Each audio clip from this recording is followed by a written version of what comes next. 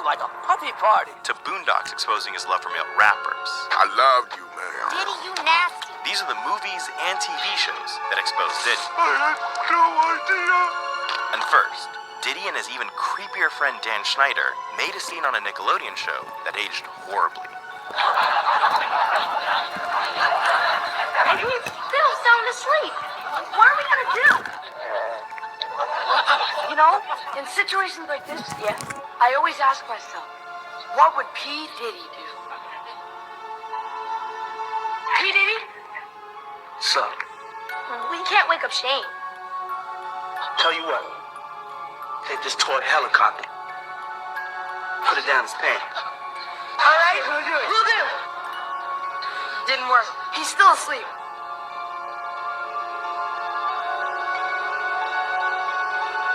Try this. Shall I? By all means.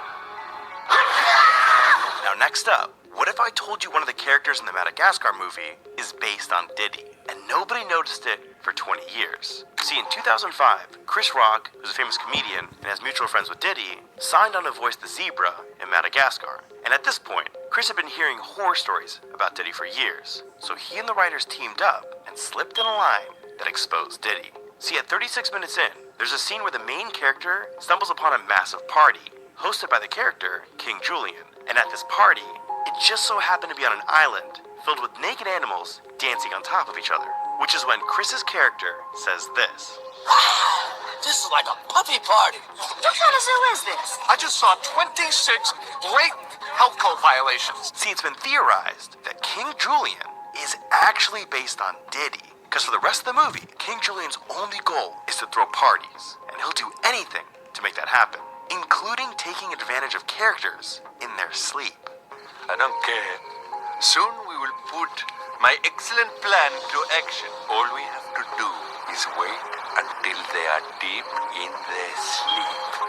He even goes on to hold the main characters hostage until he gets exactly what he wants. But if that wasn't proof enough, the writers even made King Julian a bit fruity. Come, Maurice, what is a simple bite on the buttocks among friends?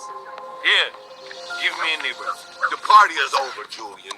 And by 2010, every writer in Hollywood was exposing Diddy. See, in 2024, official court documents were released to the public, and they revealed that Diddy had slept with several men. But it appears the writers of Saturday Night Live already knew this, because in 2010, Diddy appeared on an episode of SNL playing himself. But during this sketch, Robert De Niro came out dressed as a woman, and it seemed like Diddy was enjoying this a little too much.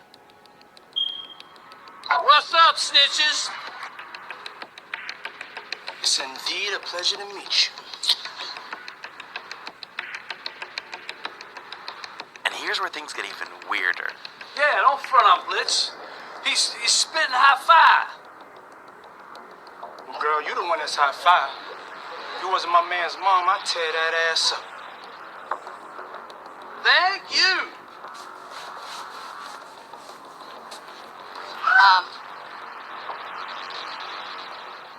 Now next up, we gotta talk about the show Hawaii 5-0, because they predicted Diddy would end up in prison 15 years ago. See, in 2011, Diddy wanted to take on a serious acting role, and after begging everyone in the industry for a part, Diddy eventually got cast in an episode of Hawaii 5-0.